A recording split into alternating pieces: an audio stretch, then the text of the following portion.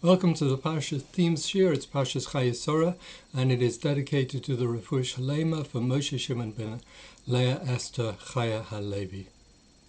So, we learn about the passing of Sarah Imeinu, Sarah our mother, the wife of Avraham, and Jewish destiny. So when the news reached Sarah that Isaac, her son, was nearly sacrificed, the shock of his near loss, coupled with the relief of his life being spared, was too much for her to bear, and she died.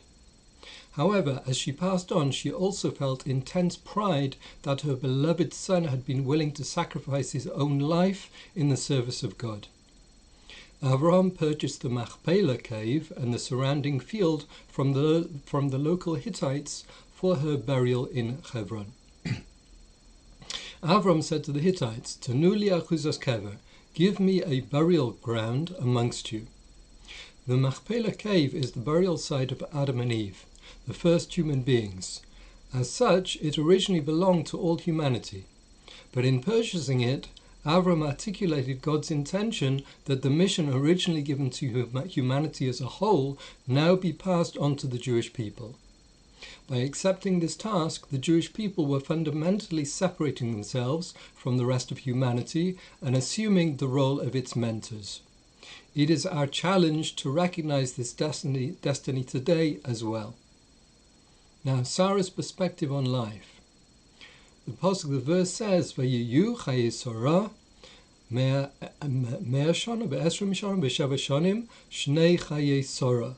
And Sarah's lifetime was, and the verse ends by repeating the years of Sarah's life. On these apparently extra words, Rashi comments, "Kulam shavin latova." They were all equal in goodness. But the problem is that Sarah went through many trials and tests in her life. How could all her years be considered good? The answer is equanimity. The key was her powerful and constant amunah, faith. She knew there was a purpose to her life and that she had a mission to fulfill. Thus, her years were equal in that she recognized every trial was part of her mission and the overall purpose that HaShem had given her, and they could therefore all be considered good. Since she recognized this, she lived her life accordingly with total calmness, acceptance, and peacefulness. Now, proper perspectives on life and death. So depending on one's view of life and death, one will have very different thoughts on what is to be done to a body after death. If life ends with death, the body should be destroyed.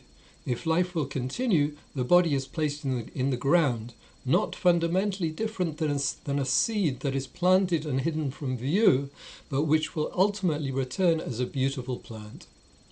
Although we cannot fathom the true meaning of the Parah Aduma or the red heifer, perhaps there is symbolism in its performance that reflects these themes. We are commanded to take the ashes of the burnt Parah Aduma, the heifer, and mix it with Mayim Chayim, water from a living source such as a spring. One who just came into contact with a dead body and therefore became impure may come to view death as synonymous with the total destruction symbolized by the ashes. But the Torah insists that we take the ashes, the Ephron, and mix them with living water, thereby transforming them into dirt or afar. Whereas ashes are an end, dirt is used for planting and symbolizes the ultimate rejuvenation of the body and the soul, which will take place in the future at the promised time of Techiyas HaMesim, the resurrection of the dead. Avraham taught us the significance of burial. Unlike his pagan neighbors who lived for the present, it was inconceivable that Sarah would be buried anywhere except with those who shared her understanding of the true meaning of life and death. This lesson has been part of our legacy since the purchase of Parsha HaMachpelah, the cave of Machpelah. Now, the values that are important. Sarah's life was about building a future, a family that would carry on values of kindness, faith, and connection to God. After her death, we see that her legacy lives on. Avraham buys a burial place for her with dignity and respect, showing the importance of honoring others. Then he makes sure to find a good wife for their son Yitzchak, someone who will continue the mission of building a strong, meaningful future. That wife is Rivka or Rebecca. She isn't chosen because of her looks or her family's money, but because she's kind. When she sees a stranger and his camels, she offers water not just to him, but to all his animals too. That small act shows something huge. Real greatness often shows up in everyday kindness. We can learn that our actions, even small ones, matter. Helping someone, showing respect, being kind even when it's not required, these are the things that build a meaningful life. Just like Sarah's legacy continued through Yitzchak and Rivka, our kindness can ripple out into the world too. Now moving on from troubles. So, V'yakom Avraham me'al pnei meso, says the verse, and Avraham got up from the presence of his dead. After losing his beloved wife, Avraham did not wait for God to act. He understood one of the most profound truths of Judaism, that God is waiting for us to act. Avraham found the strength to get up, to rise from his pain, from his grief, and do what he needed to do. Rabbi Sachs contrasts Avraham with two other figures who were unable to get up, Noach and Lot's wife. Noach, the most righteous man of his generation, ended his life by making wine and becoming drunk. The Torah does not say why, but we can guess. He had lost an entire world. While he and his family were safe on board the ark, everyone else, all his contemporaries, had drowned. It is not hard to imagine this righteous man overwhelmed by grief, as he replayed in his mind all that had happened, wondering whether he might have done something to save more lives or avert the catastrophe. Lot's wife, against the instruction of the angels, looked back as the cities of the plain disappeared under fire and brimstone and the anger of God. Immediately she was turned into a pillar of salt, the Torah's graphic description of a woman so overwhelmed by shock and grief as to be unable to move on. It is the background of these two stories that helps us understand Avraham after the death of Sarah. He set the precedent. First, build the future, and only then should you mourn the past. If you reverse the order, you will be held captive by the past. You will be unable to move on. You will become like Lot's wife.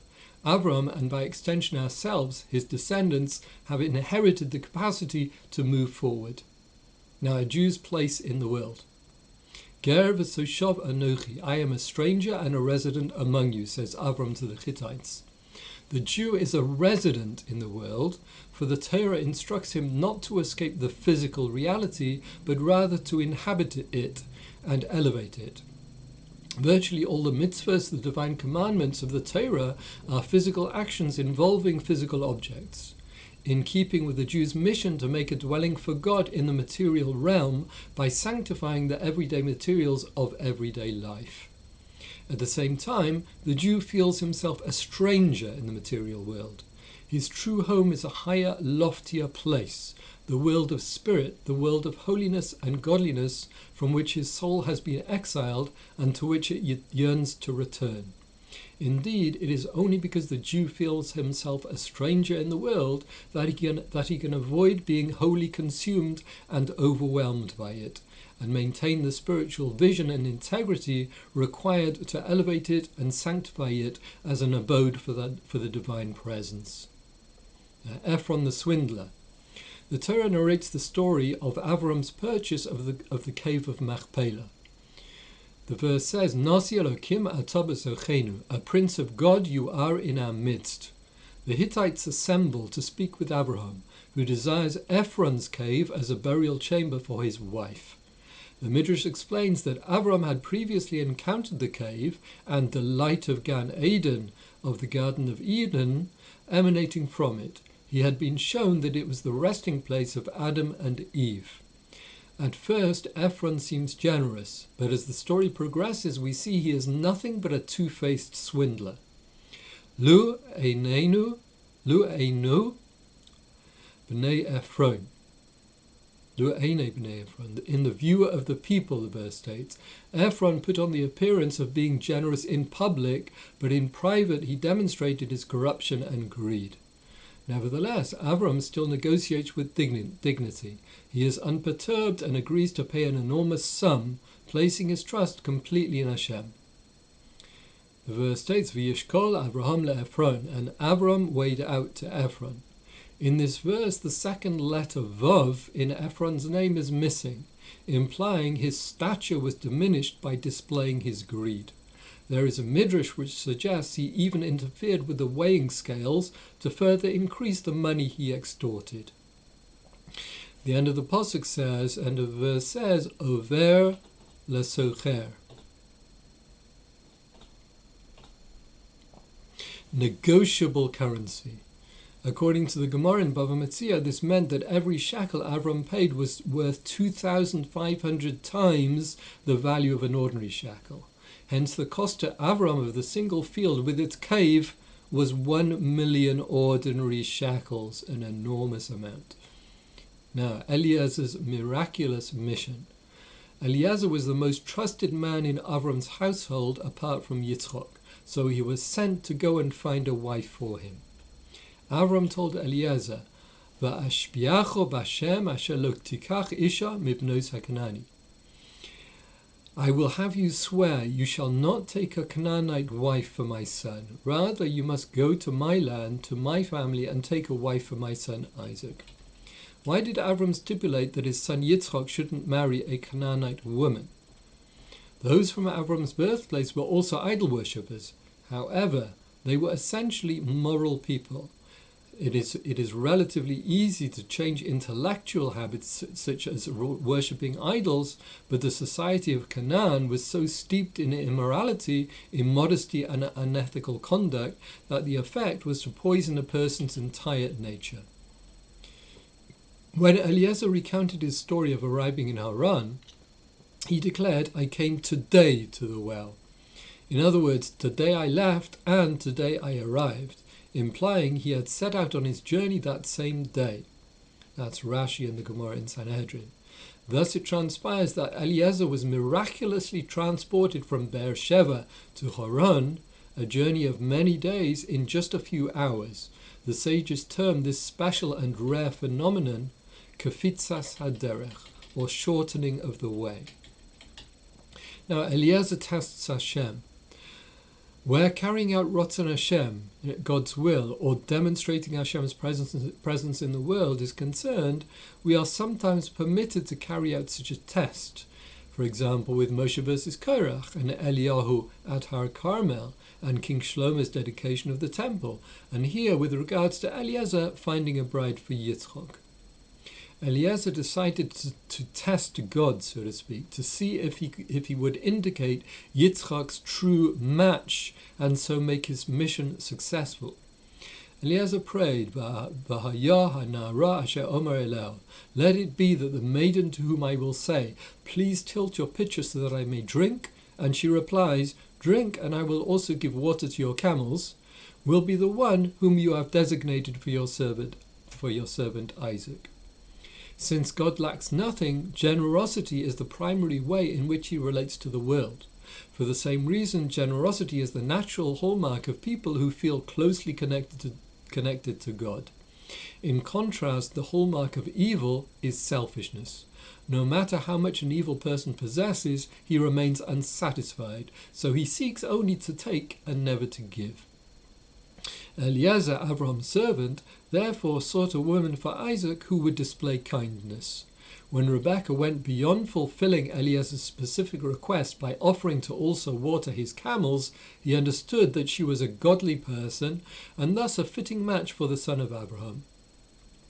By demonstrating kindness to others, we too are matched with the most worthy partners, whether soulmates, friends, business partners, or callings in life.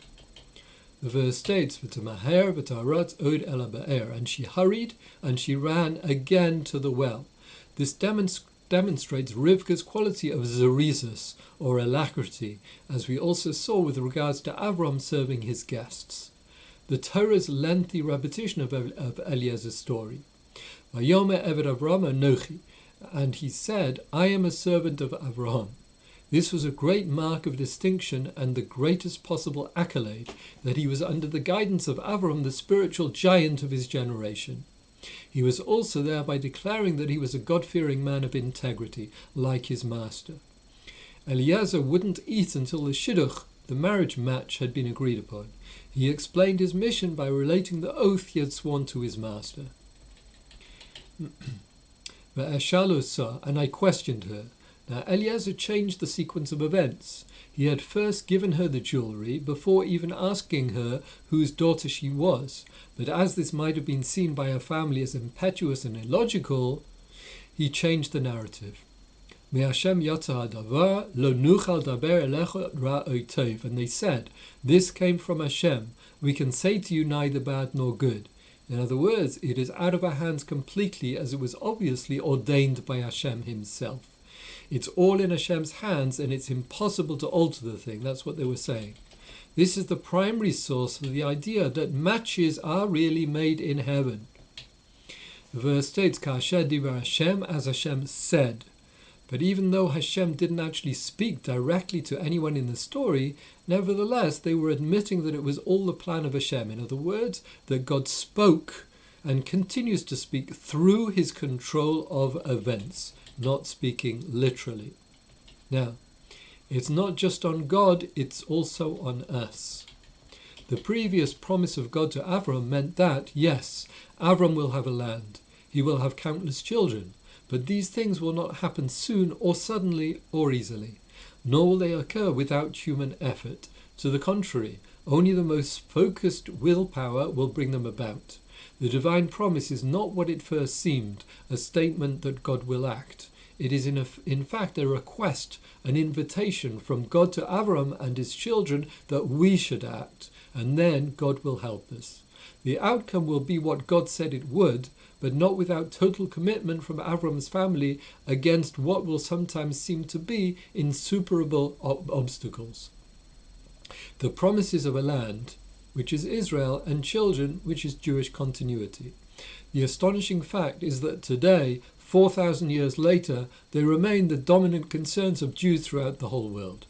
The safety and security of Israel is the Jewish home and the future of the Jewish people, and Avram's hopes and fears are ours. Now as then, the divine promise does not mean that we can leave the future to God.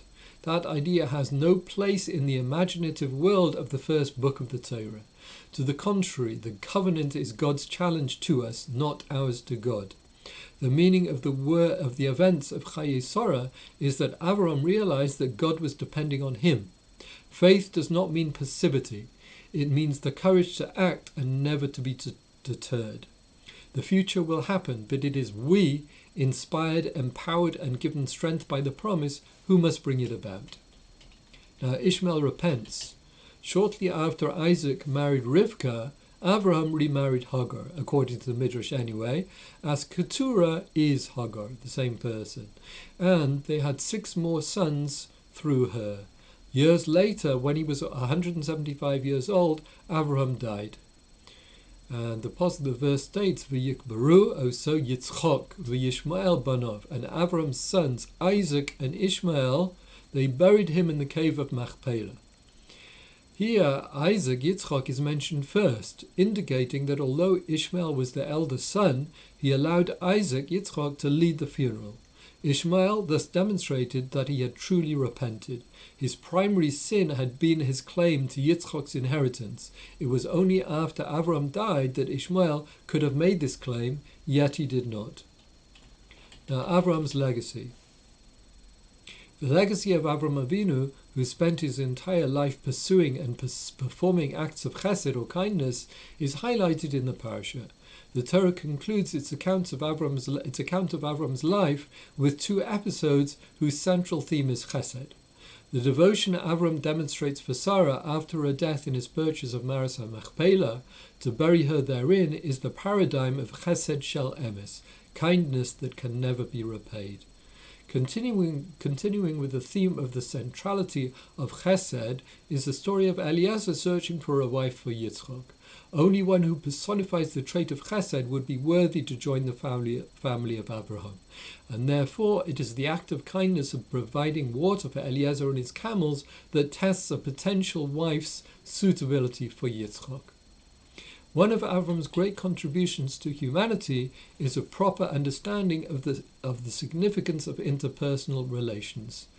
In an environment where these ideas were foreign, Avraham taught the world about kindness and justice, and planted the seeds in humanity of caring for our fellow man. There is another legacy Avraham left behind, that he taught monotheism to a world that only knew paganism. Rashi comments that Avraham refers to HaShem as Elokei ha'aretz, God of the earth, only after Avraham taught the world of his existence. Prior to that, HaShem was only known as Elokei Hashemayim, God of the heavens. These two legacies, monotheism and love and care for one's fellow man, are actually dependent upon one another. One of the sources which teaches us that we must behave to one another properly is the mitzvah to emulate HaShem. Just as He is merciful and kind, so too we must follow in His ways and be merciful and kind as well. Measures of kindness and justice cannot be determined by human standards. Societies create various models which, according to their perceptions, are kind and just, but we measure our bein adam lechavera, our behavior between man and his fellow, by the standards of kindness and justice defined by the Torah. Any other model can be abused and eventually becomes the antithesis of a kind and just society. Those who embraced communism in the past century demonstrated what happens to bein adam lechavero in a world that denies HaShem. The relationship between the two legacies of Avraham expresses itself in another manner as well. It is inconceivable to be a genuine servant of HaShem and not be a loving and kind person. A true Ohev HaShem, lover of HaShem, loves whomever HaShem loves. Just as HaShem bestows His love and kindness on His world, so too must we follow in His ways and do the same. Avraham taught his descendants and the entire world about bein adam lemokom, behavior between man and God, and bein adam lechavero.